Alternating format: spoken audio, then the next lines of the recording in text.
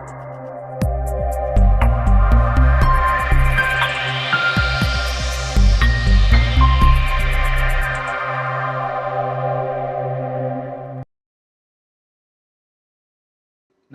दोस्तों, स्वागत है आपका हमारे चैनल वर्ल्ड ऑफ हैप्पीनेस में। तो आज हम देवी देवताओं के बारे में बात करने वाले हैं। बहुत ही प्यारा टॉपिक है और हमारे देश में आप देखते हैं कि कितने सारे देवी देवता हैं। सनातन धर्म में कहते हैं कि 33 करोड़ देवी देवता होते हैं।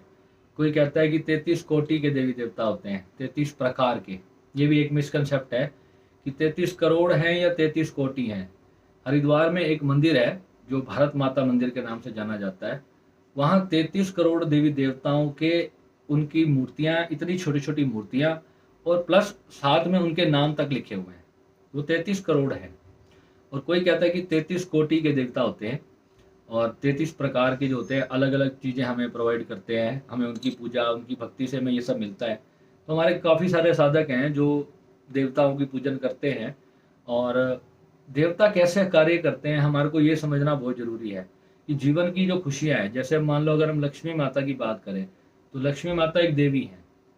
अगर हम लक्ष्मी माता की पूजन करते हैं तो वो हमें किस प्रकार से मदद करती हैं और किस प्रकार से हमारे जीवन में खुशहाली, जैसे उनको कहते हैं ना, लक्ष्मी माँ जी की आरती में कहते हैं कि खान पान का वैभव सब तुमसे आता है ना, तुम बिन मैया कोई वस्त्र भी नहीं पाता, बोलते हैं ना। तो कि लक्ष्मी माता को आवाहन करने का, लक्ष्मी माता से पूजन करने का, उनसे प्रार्थना करने के लिए बहुत सारी आरतियाँ, बहुत सारे ऐसे जाप ये सनातन धर्म में युगों युगों से चले आ रहे थे। अब हमें आज ये समझना जरूरी है कि एक्चुअल में देवी देवता एग्जिस्ट कैसे करते हैं और वो सच में हैं भी या नहीं, या केवल हमारी कपोल कल्पनाएं हैं या सिर्फ हमारी मान्यताएं हैं। तो दोस्तों, यहाँ पर मैं आपको जो मेरा अनुभव है मैं आपको उनसे बताऊंगा, जो मेरा आज तक का अनुभव रहा। जितने भी मेरे इष्ट भगवान रहे, जो बचपन में, देखो जब एक बच्चा छोटा होता है तो माता पिता उसको सबसे पहले कहाँ लेके जाते हैं, उसको अगर भगवान से जोड़ना है तो सबसे पहले उसको मंदिर में ले जाया जाएगा। शंकर भगवान को भी जो है लोग देवता ही मानते हैं, उनको भगवान नहीं मानते। और जो लोग जानते हैं, शंकर और शिव में भेद बताते हैं, कहते हैं कि शिव जो है वो निराकार है और जो शंकर है वो साकार रूप है। अब जो शिवलिंग है वो अलग है और शंकर का जो निराकार रूप है वो अलग है। जिसको अगर हम जो हमारा वो है रुद्राष्टकम स्तोत्र है, जो शिव रुद्राष्टकम को अगर आप पढ़ेंगे तो उसमें कहा गया नमामि शमीशान निर्वाण रूपम, यानी कि भगवान जो है वो निर्वाण रूप है। शिव जी के बारे में क्लियरली कहा गया नमामि शमीशान, उनको नमस्ते करते हैं, उनको प्रणाम करते हैं। किसको? निर्वाण रूप को, उस ब्रह्मांड के निराकार रूप को, जहाँ पर चेतना का सिर्फ मूल अस्तित्व रह जाता है, जहाँ पर परमात्मा केवल अकेला हो जाता है। वहाँ पर जो है कोई शरीर नहीं रहता, कोई मन नहीं रहता, मन बुद्धि प्राण कुछ भी नहीं रहता। जो चेतना है, इस ब्रह्मांड की जो कॉन्शियसनेस है, वो केवल एक रूप है। उसको नमामि शमीशान निर्वाण रूपम विभुम व्यापकम, यानी कि पूरी जगह पर व्यापक है। पूरा जो यूनिवर्स है उस हर एक कण में वही व्याप्त है। विभुम व्यापकम ब्रह्म वेद स्वरूपम, वो ब्रह्म है, उसको ब्रह्म कहा गया है। ठीक है। अब जितने अब इसका हम पाठ किए चले जाते हैं स्तोत्र का, हम इस स्तोत्र का मतलब नहीं समझते कि स्तोत्र में कहा क्या जा रहा है, किसको परमात्मा कहा जा रहा है। जिसको शिव कहा गया वहां पे, अब शिव पंचाक्षरी मंत्र जो है ओम नमः शिवाय, अगर आप इसको अलग से, अगर आप इसकी पूरी व्याख्या सर्च करेंगे ना, तो आपको तब पता चलेगा कि ये एक्चुअल में एक समझाने के लिए कहा गया है नमः शिवाय, कि हम उसको उस परमात्मा को, शिव को जो है, जो विभुम व्याप्त है, जो निराकार ब्रह्म है, हम उसको नमस्कार करते हैं। यानी कि जिसको कुरान में अल्लाह कहा गया, ठीक है, कुरान में उसको अल्लाह कहा गया। और हिंदू और मुसलमानों का एक सबसे बड़ा मिसकंसेप्ट यहाँ पर झगड़े का ये बना हुआ है कि वो सोचते हैं कि हिंदू जो है वो मूर्ति पूजक है। हिंदू मूर्ति पूजक है ही नहीं। हिंदू का जो हमारा जो सनातन धर्म है वो केवल और केवल, हर शास्त्र को, आप किसी भी शास्त्र को आपने अगर ढंग से स्टडी करोगे, आपको क्लियरली पता चलेगा कि जिन्हें वो अल्लाह मान के पूजन करते हैं वही हमारे में शिव हैं, वही हमारे में ब्रह्म है, वही हमारे में परमात्मा है। हम उसको परमात्मा ही कहते हैं, कुछ अलग चीज हम नहीं कहते हैं। अब कंसेप्ट सारे डिस्टर्ब हो जाते हैं जब आपको, जब बात बताने वाले जब लोग गड़बड़ करते हैं। जब कोई गुरु ही स्वयं जो है मूर्ति पूजन करना शुरू कर दे तो उसके साधकों पे और उसके शिष्यों पे क्या असर पड़ेगा? फिर वो भी मूर्ति पूजन ही करेगा। अब यहाँ पे बात आती है कि मूर्ति पूजन का रोल क्या था फिर। जब है ही हमारा सब कुछ निराकार, तो परमात्मा निराकार है, तो मूर्ति पूजन का फिर रोल क्या आता है।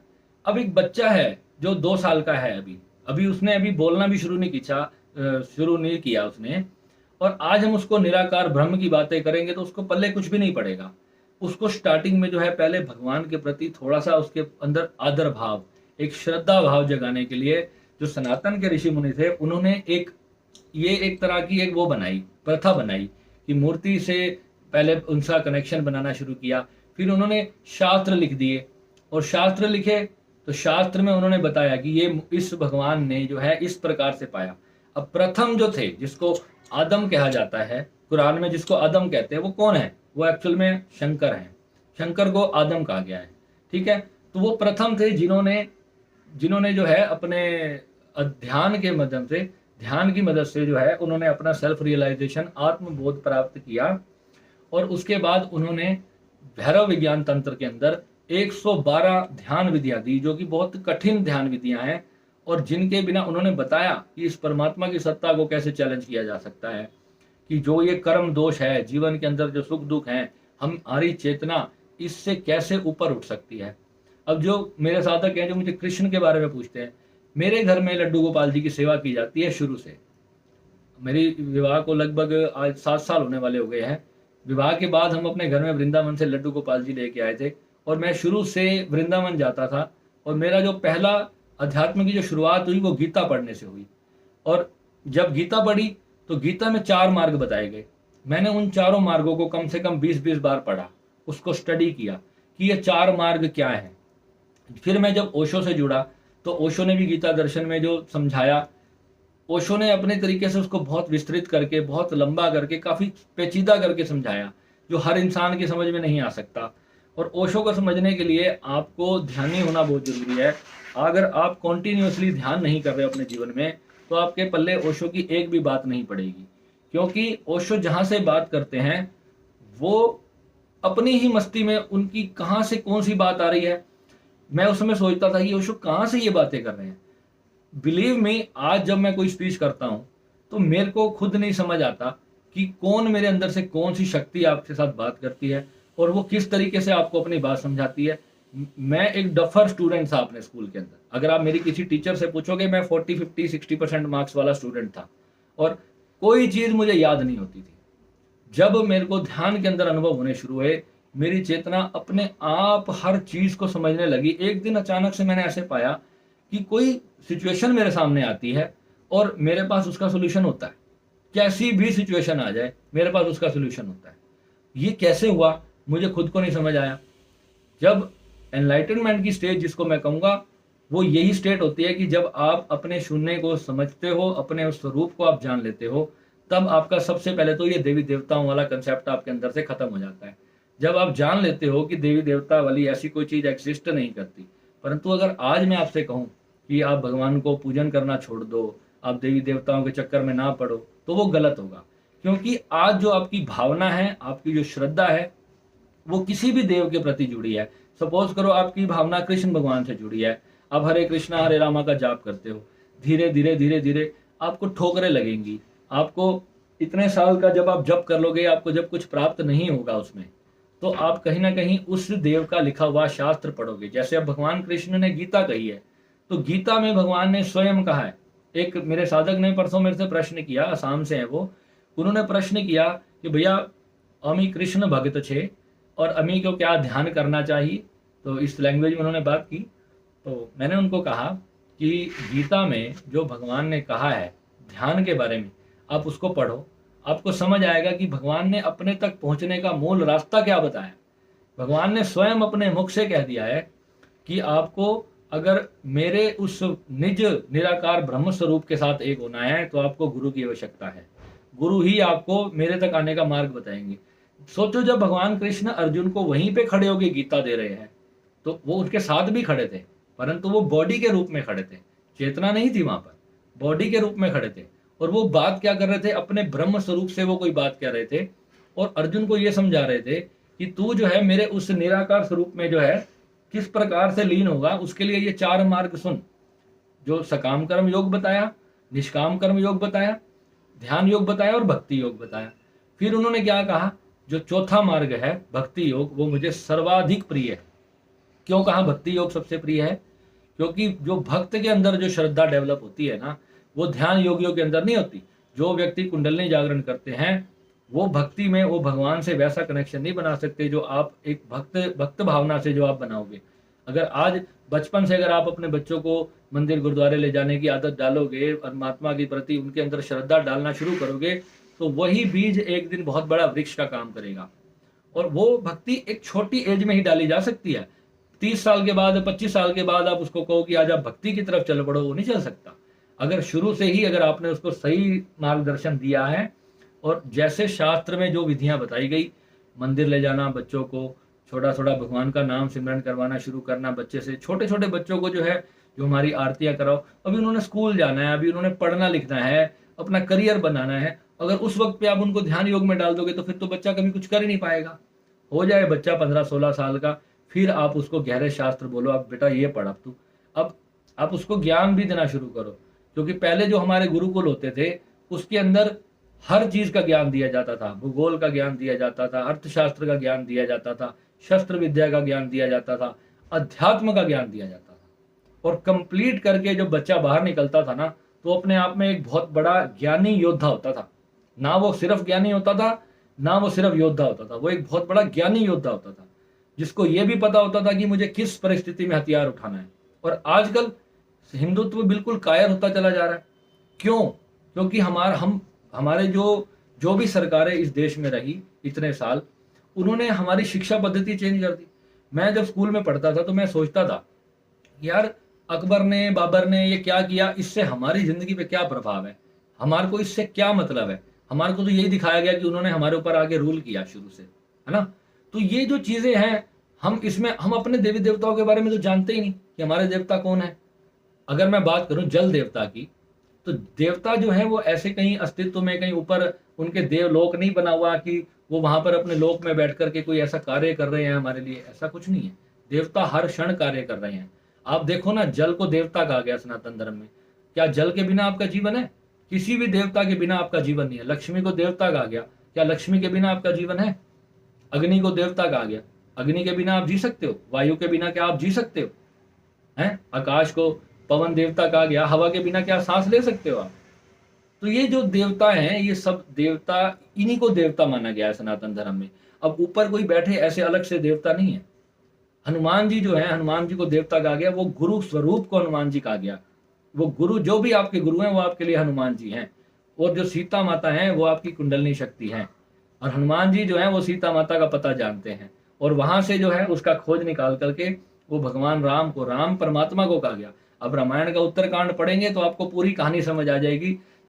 इसमें उत्तराखंड के अंदर, उसके अंदर क्लियर लिखा हुआ है, राम भगवान जो है वो ब्रह्म स्वरूप है। राम भगवान इंसान के देह में है ही नहीं, राम भगवान ब्रह्म रूप है। और उन्होंने, भगवान राम जो है वो ब्रह्म का अवतार है। जो ब्रह्म है उस ब्रह्म ने ही अपना रूप धरा है, और उन्होंने जो है अपने पूरे जीवन में एक लीला रची है।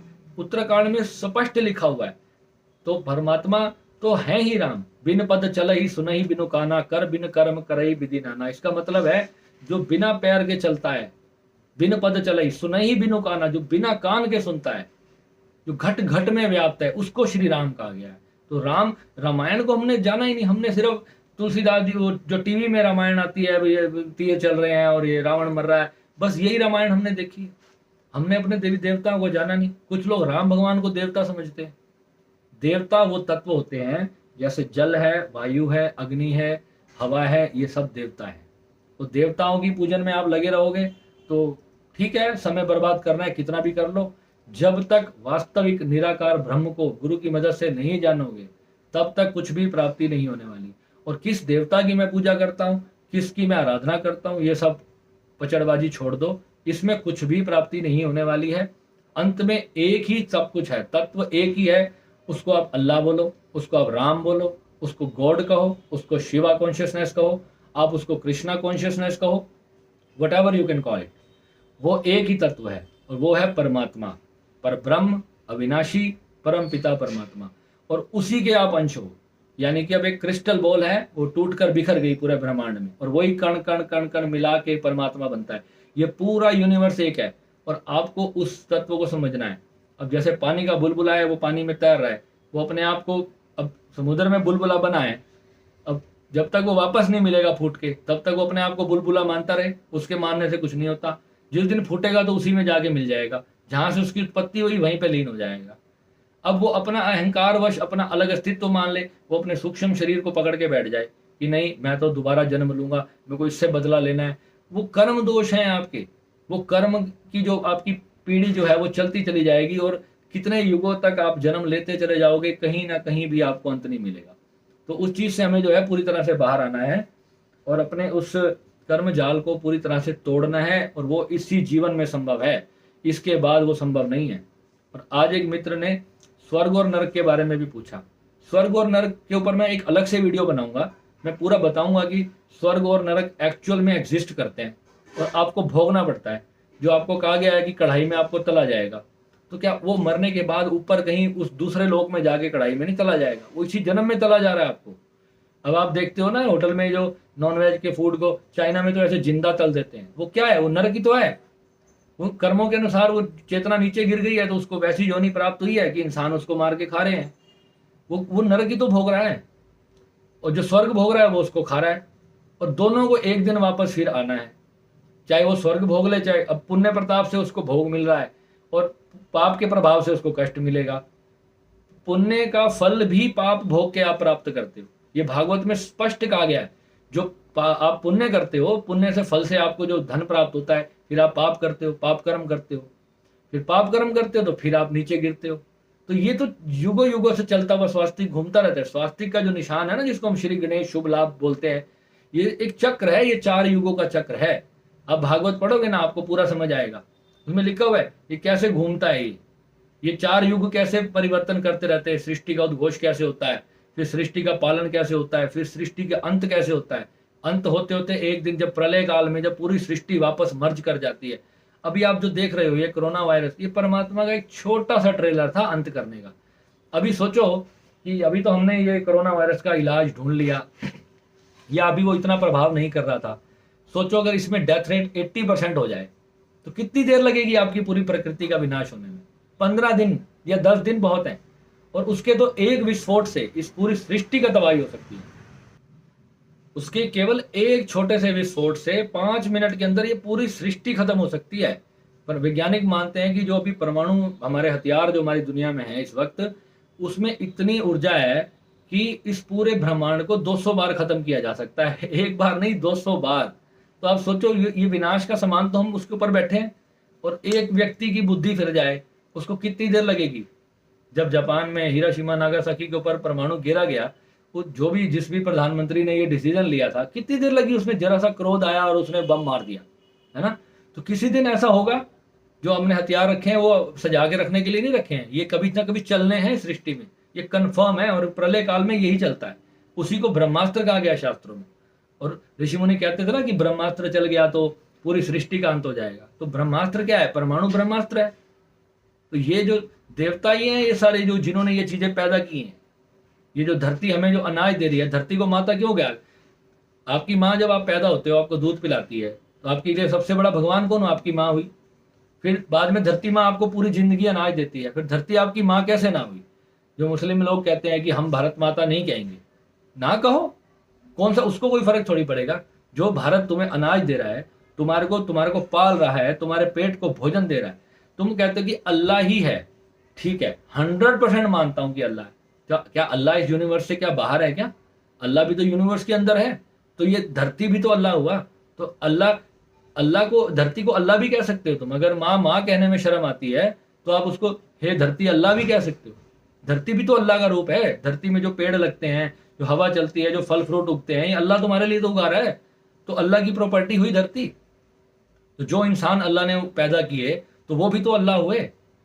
जो अल्लाह के बच्चे क्या अल्लाह नहीं होंगे। तो क्या अब हिंदू और मुस्लिम क्या अलग अलग हो गए। अब बताओ, इतना कन्फ्लिक्ट करके रखा है पूरी धरती के ऊपर, इतना द्वेष, इतनी लड़ाई, इतना झगड़ा चल रहा है हमारे देश में, और कोई जागता नहीं, सत्य को बात करता नहीं। इतने संत हैं, अपने बात नहीं करते कि हमारे सनातन ने मूर्ति पूजा नहीं सिखाई है। अपने धर्म को खुल के बोलो, अपने शास्त्रों को थोड़ा स्टडी तो करो। जब गुरु नानक देव जी ने कह दिया कि एक ओंकार सतनाम, तो फिर वहां पे भगवान ने मूर्ति, गुरु नानक देव जी ने किसी मूर्ति की पूजा क्यों नहीं की? हमारे तो हिंदुओं के जो सबसे बड़े गुरु थे गुरु नानक देव जी थे, जो हमारे अंतिम हमें गुरु प्राप्त हुए वो गुरु नानक देव जी प्राप्त हुए, और हमारे को उनको फॉलो करना चाहिए था। हमारे यहाँ पर आज भी पानीपत में एक गुरुद्वारा श्री धन बाबा जोसेचार गुरुद्वारा है, आप वहां पर जाकर देखो, वहां पर पूरे के पूरे हमारे जितने भी देवी देवता हैं, राम, माता वैष्णो देवी, हनुमान जी, शंकर जी, सबकी मूर्तियां लगी हुई है गुरुद्वारे के अंदर। क्योंकि वो जो वहां पे जो उस डेरा के जो महंत थे, जो वहां पर गद्दी चली आ रही है डेरा बाबा जोसेचार जी की, वो जानते थे कि ये भगवान है, तभी तो उन्होंने अपने गुरुद्वारे में उनको स्थान दिया। उनके उनके बताए हुए मार्ग के लिए ही तो वो जीवन भर लड़ते रहे, उन्हीं का तो ज्ञान उन्होंने दिया, उन्हीं के शास्त्रों से ही तो एक ओंकार की रचना हुई। जब भगवान शिव की जब आरती करते हैं, ओम जय शिव ओमकार, उसमें एक लाइन आती है, प्रणवाक्षर में शोभित ये तीनों एका, ब्रह्मा विष्णु सदाशिव। प्रणवाक्षर किसको कहा गया? प्रणव बोलते हैं जन्म को, प्रणव से यानी जो सृष्टि का उद्घोष होता है, प्रणव होता है, तो उसके अंदर प्रणव अक्षर, उसको अक्षर ब्रह्म कहा गया, जिसको गुरु नानक देव जी ने कहा ओमकार। बाइबल ने कहा in the beginning was the word, है ना, तो वो ओमकार है, और उस ओमकार से सारी सृष्टि पैदा हुई है। अब प्रणवाक्षर में शोभित कौन है? ब्रह्मा विष्णु सदाशिव, ये तीनों एका। तो बताओ हमारे शास्त्र ने क्या उनको मूर्ति पूजक कहा? तो ये गलती है, ये हमारे ही मिस्टेक है कि हमने अपने लोगों को अपने शास्त्रों का सच्चाई नहीं बताई, और इसलिए आज हमारे बच्चे भटक रहे हैं अपने धर्म के लिए, उनको कुछ प्राप्ति नहीं हो रही। तो दोस्तों हाथ जोड़कर आपसे रिक्वेस्ट है, ये वीडियो अपने बच्चों को जरूर शेयर करें, और वो जाने एटलीस्ट कि उनका भगवान कौन है, हमें उनकी किसकी पूजा करनी है। कोई कहाँ भाग रहा है तो कोई कहाँ भाग रहा है, किसी ने लिख रखा है अपनी गाड़ी के पीछे कोई गुरु का नाम, किसी ने किसका लिखा हुआ है, किसी ने कोई बाबा लिख रखा है, किसी ने कोई भगवान का, किसी ने कोई देवता का, किसी का एक परमात्मा ही नहीं है। अरे पहले एक तो परमात्मा को जान लो जो एक निराकार ब्रह्म, उस ब्रह्म की पूजा करनी है। कुछ नहीं समझ आता ना, तो अपनी गाड़ी के ऊपर सिर्फ ओम लिख दो, बस वो ओम ही है सब कुछ, ओमकार ही सब कुछ है। आपको इतना कुछ आडंबर में फंसने की जरूरत नहीं है। अलग अलग ब्रांड बना दिए गुरुओं के, सब गुरुओं को एक होकर के उस ब्रह्म की बात करनी चाहिए। जितने भी धर्म है उन सबको एक होकर के उस ब्रह्म, उस ईश्वर की, उस परमात्मा की बात करनी चाहिए। और जो भी जीव पैदा होते हैं संसार में, वो सब एक प्रकाश से उत्पन्न हो रहे हैं। जीव जंत सब है सब तेरा, सब कुछ उसी का है। अगम अगोचरा, तेरा अंत ना पाया। बस अगम है, अगोचर है, जिसको ना कोई जान पाया ना, और हुक्म से उसके सारा कार्य हो रहा है। उसकी आदेश है, उसके आगे ना किसी का कोई बस चल सकता है, और ना ही हम समझ सकते हैं। कोई भी शून्य में जा करके भी बस इतना ही जान पाएगा, केवल इतना ही जान पाएगा कि बस शून्य है। इसके आगे उसका नहीं जान पाएगा ये सृष्टि कैसे उत्पन्न हुई, ये मटेरियल कहाँ से आया, ये मटेरियल आज तक इसकी उत्पत्ति कोई जान नहीं पाया। ठीक है, ये अनंत तत्व हैं, और यही देवता हैं, जल अग्नि वायु धरती आकाश, ये 5 देवता हैं। आपको इनकी पूजन करनी चाहिए। अगर गंगा जी की पूजन की जाती है तो केवल इसलिए की जाती है कि वो शुद्ध जल रहे।